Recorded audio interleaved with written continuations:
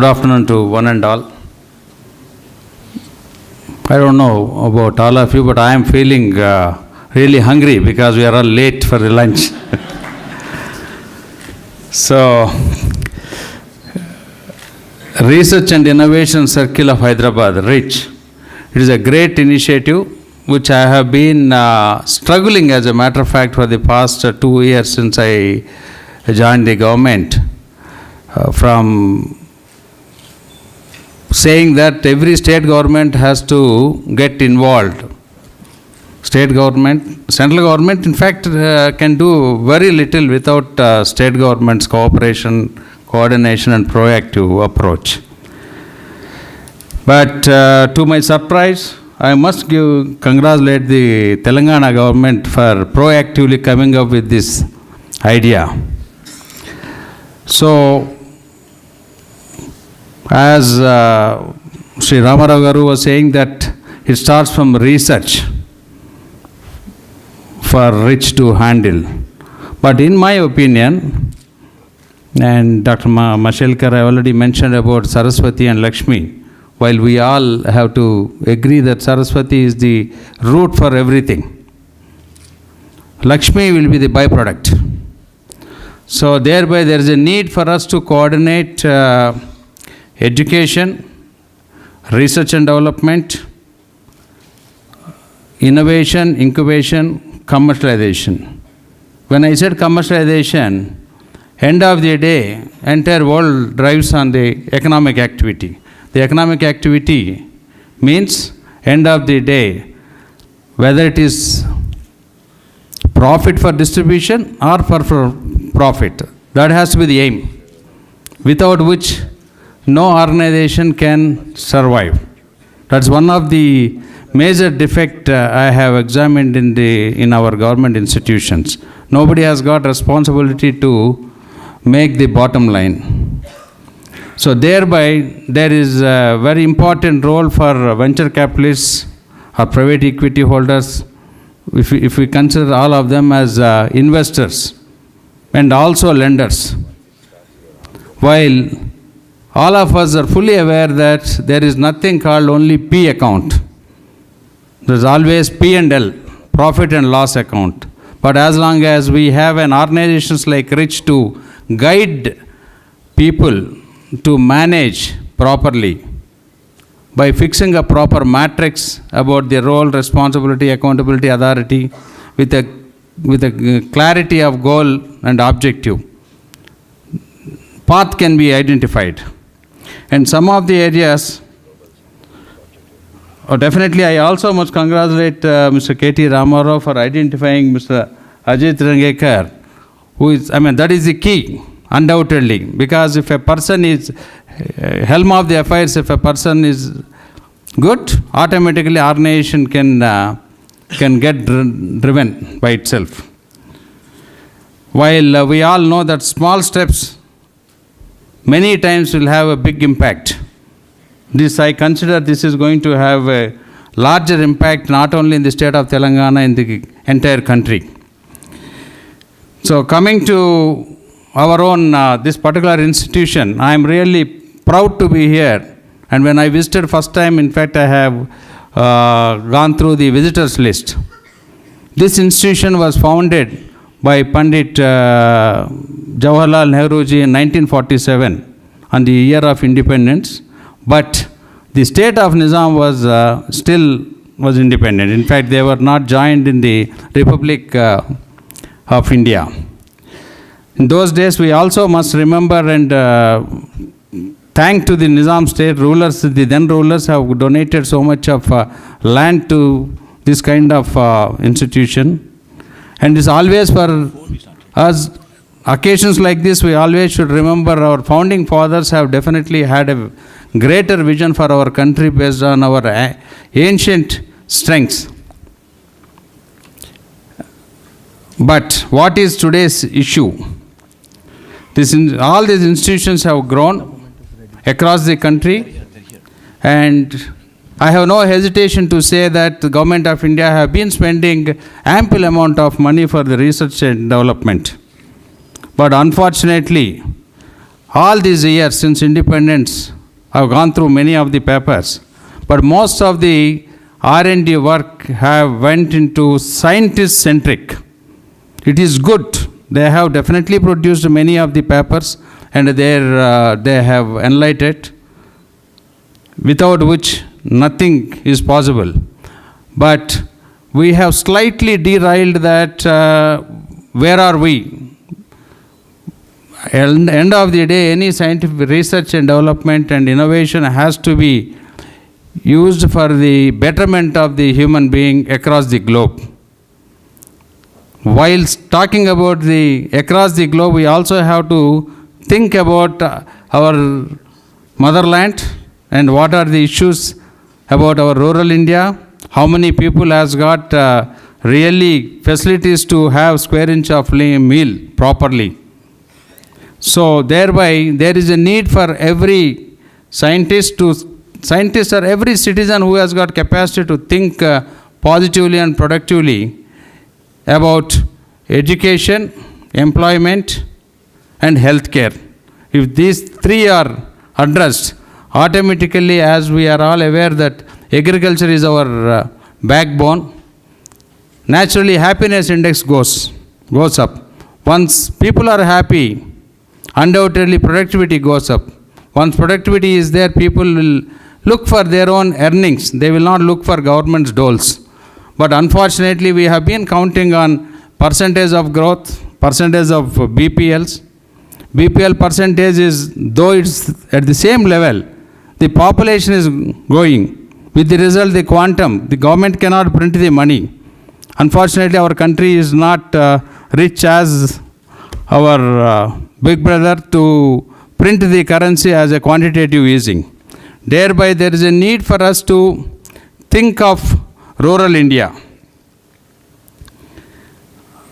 Government has got very little role in the past, and as a matter of fact, as an independent India, as a democratic country, we are just entering 70 years.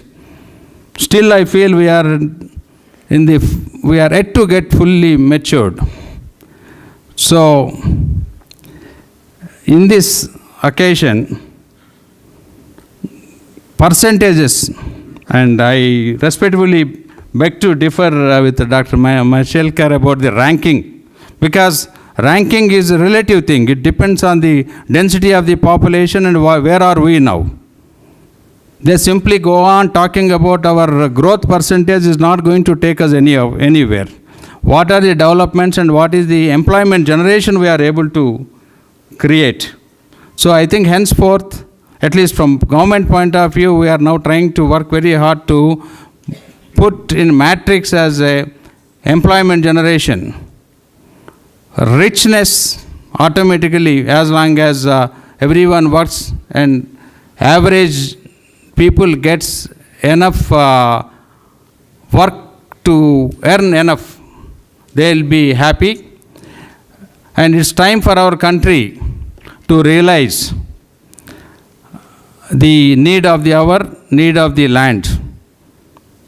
And we are also experiencing the richest country, how they are now reacting. I feel personally that is the after effects of the globalization. Last 2.5 decades or so, we have been talking very great about the globalization.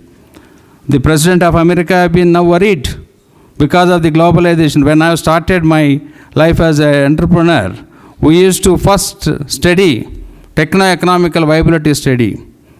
The fundamental principle we used to sit on supply-demand gap. What is the present supply? What is the demand? What is the gap? We used to think of producing something. Today there is nothing. We don't know where from China or which country is going to produce what, where they are going to dump. So, of course, the after effects, there is a need for every country, every region to respond rather than reacting with the situation.